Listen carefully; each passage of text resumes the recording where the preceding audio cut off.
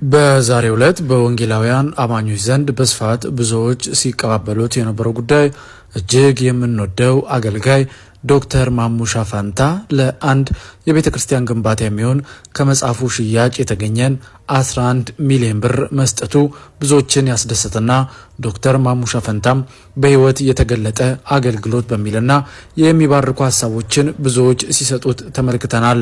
ለመሆኑ ዶክተር ማሙሻ ፋንታ 11 ሚሊዮን ብር የሰጠው ለየትኛው ቤተ ክርስቲያን ነው?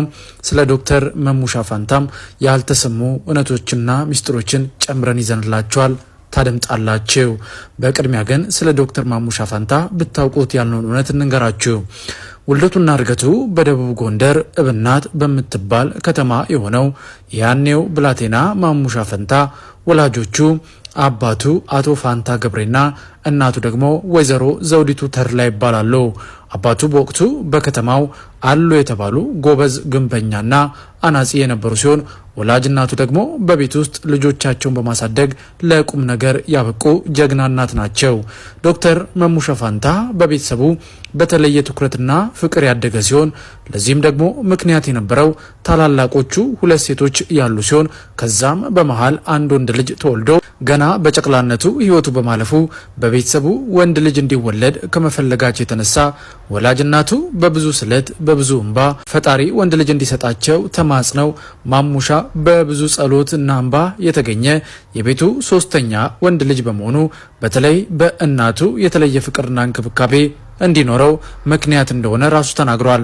ዶክተር ማሙሻ ፋንታ ሲናገር አሁን ላለበት ደረጃ እንዲበቃም ከእግዚአብሔር በታች ወላጆቹ ብዙ መስዋዕትነትን የከፈሉለት ሲሆን በተለይ ወላጅ እናቱ በትምህርቱ እንዲገፋና ጥሩ ደረጃ እንዲደርስ ትልቁን ድርሻ እንደተወጡ ይናገራል። የ11ኛ ክፍል ተማሪ እያለ ጌታን ያገኘው ዶክተር ማሙሻ ፋንታ ከዛም በኋላ ወደ አገልግሎት ከመግባቱ በፊት የምንወደው ዘማሪ አገኘው ይደግን ወደ መድረክ በመምራት እንደዚሁም ደግሞ ዘማሪ አገኘው በሚያገለግልበት ቦታ ይዞት በመሄድ ከዘማሪው ጀርባ ሆኖ ብዙ ቦታ አብረው በመሄድ አገልግሎቱን የጀመረው ዶክተር ማሙሻ ፋንታ ከዛም በኋላ ግን እግዚአብሔር በውስጡ ያስቀመጠውን ጸጋ መጽሐፍ ቅዱስን በማጥናት የሥነ መለኮት ትምህርትን በማማር አሁን ላይ ኢትዮጵያ ውስጥ ካሉ ንጹሑን የእግዚአብሔር ቃል በማስተማር ላይ ከሚገኙ አገልጋዮች መካከል አንዱ መሆን ችሏል። ታዲያ በዛሬው ዕለት ደግሞ በማህበራዊ ሚዲያ ላይ በስፋት ሲሰራጭ በነበረው ጉዳይ ዶክተር ማሙሻ ለኢትዮጵያ ሕይወት ብርሃን አጥቢያ 11 ሚሊዮን ብር ለአገልግሎት ማዕከል ግንባታ ከመጽሐፉ የተገኘውን ገቢ መስጠቱ ተሰምቷል።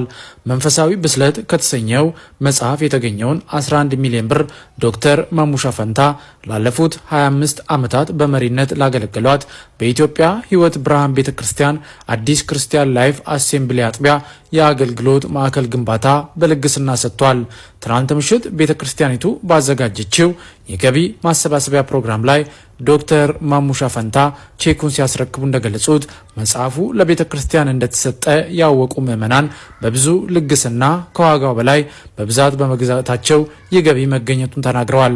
በዚሁም እነዚህን የገዙትን አማኞችና የራሳቸውን ቤተሰብ አመስግነዋል። አሁንም መጽሐፉ በሀገር ውስጥና በውጭ እየተሰራጨ በመሆኑ ከዚህ በኋላም የሚገኝ የሽያጭ ገቢ ለቤተ ክርስቲያን በቀጣይ ዙር እንደሚሰጥ በግልጽ ተናግረዋል። በእውነት ይህ የሚያስደንቅና እጅግ ደስ የሚያሰኝ ነገር ነው። ዶክተር ማሙሻ ፋንታ እግዚአብሔር ይባርክ ማለት እንፈልጋለን።